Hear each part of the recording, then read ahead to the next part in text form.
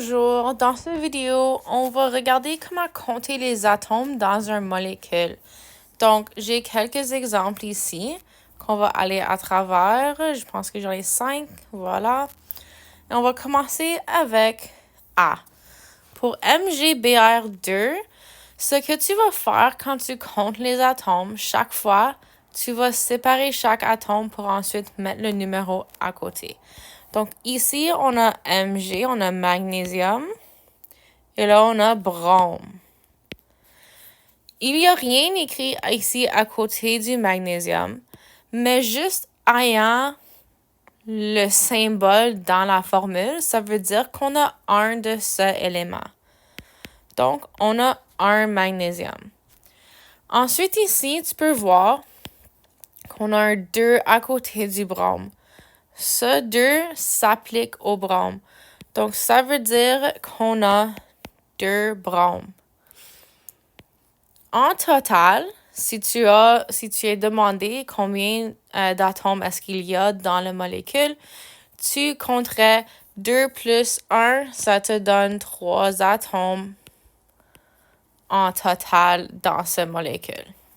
Pour le prochain, ça devient un peu plus compliqué, mais c'est vraiment simple si tu regardes à chaque partie séparée. Donc ici, on va commencer, on va mettre nos symboles, nos éléments. On a magnésium encore une fois. Ici, ensuite, on a phosphore et on a oxygène. Okay? Donc ici, ça, c'est nos 3 éléments. Tu as 3 magnésium. Le 3 ici avec le magnésium. Tu as 2 phosphores. Quand tu as les parenthèses, ça veut dire ce qui est après multiplie tout qui est dans la parenthèse. Donc, tu as 1 fois le 2, donc tu en as 2 phosphores. Ensuite, on a oxygène. Donc, tu fais la même chose. Tu avais 4 oxygènes, puis là, fois 2 te donne 8. Lorsque tu as beaucoup d'éléments, peut-être ça t'aiderait à penser à chacun individuellement dans ce sens. Donc, tu as magnésium 3 fois. Donc, quand tu as Mg 3, ça veut dire que tu as magnésium 3 fois comme ceci.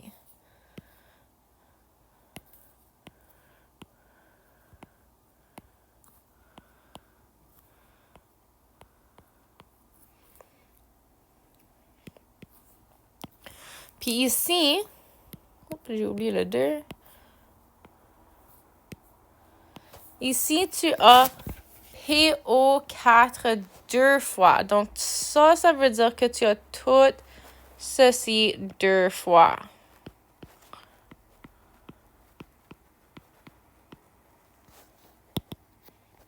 Comme cela. Mais là, il faut aussi que tu regardes le fait que tu as PO4. Ça veut dire que tu as un P et tu as 4 oxygènes. Donc, tu as 1, 2, 3 de plus.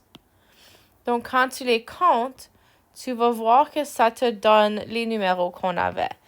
Donc, tu as 1, 2, 3 magnésium, 1, 2 phosphore, et 1, 2, 3, 4, 5, 6, 7, 8 oxygène. Si tu ajoutes tous tes atomes ensemble pour avoir le total, tu vas avoir 13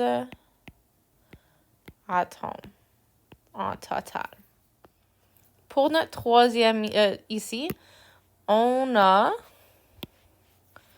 aluminium, chrome et oxygène. Donc, encore une fois, si ça t'aide, tu peux dessiner toi-même chacun séparé comme ceci. Donc, j'ai aluminium 2 fois, comme ceci. Puis là, j'ai mon Cr2O7 3 fois.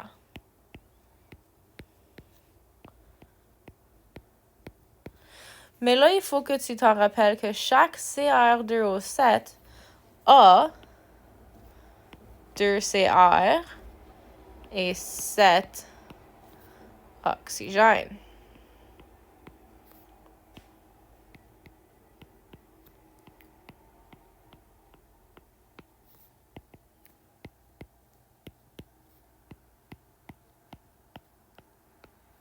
Comme ceci.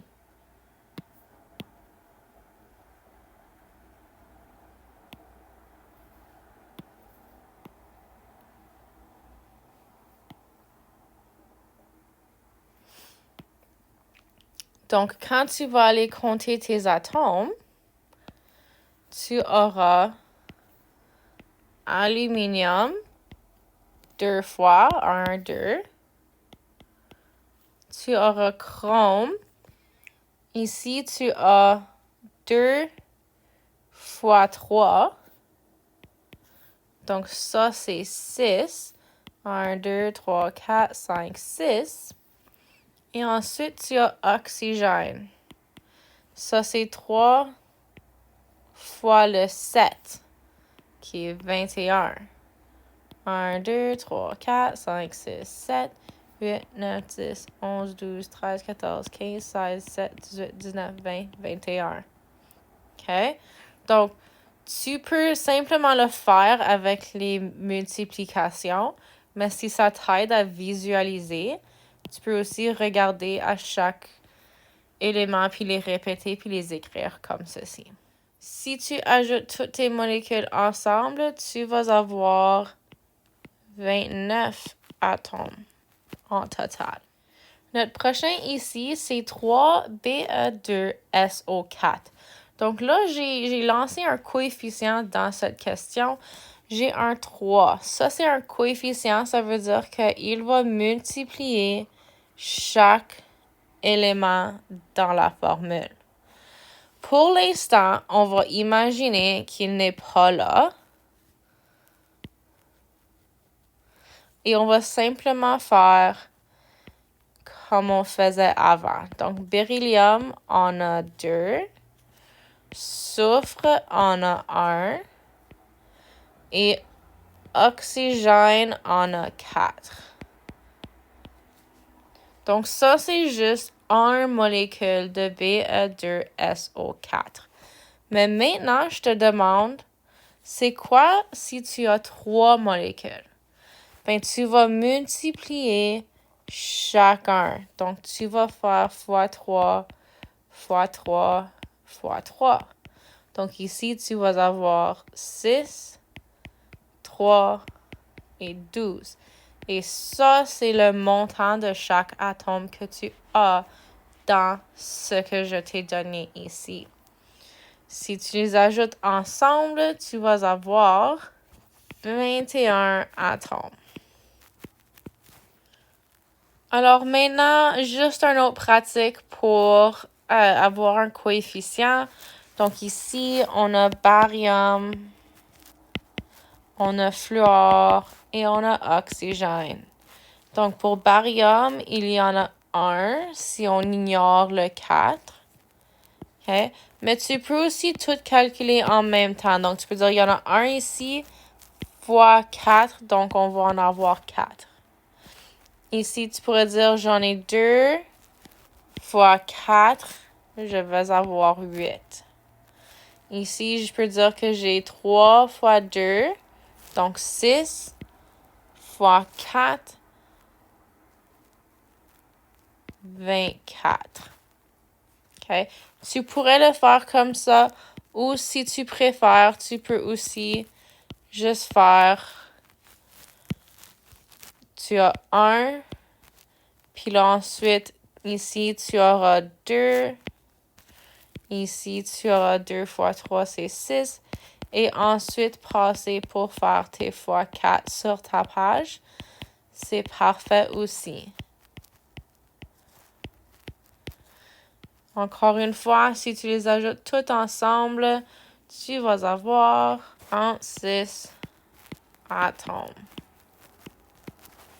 Donc, ça, c'est juste pour repasser comment faire Tu as seulement besoin de regarder à la formule qui est donnée pour être capable de compter les atomes. Donc, si tu n'es pas encore super confiant, tu devrais pratiquer parce que ceci, c'est très important pour la 10e année pour être capable de balancer les équations qu'on va faire. Okay, donc, va pratiquer avec toutes les feuilles de pratique que tu as.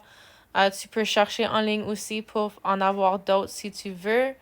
Mais tu peux aussi retourner pour regarder cette vidéo encore.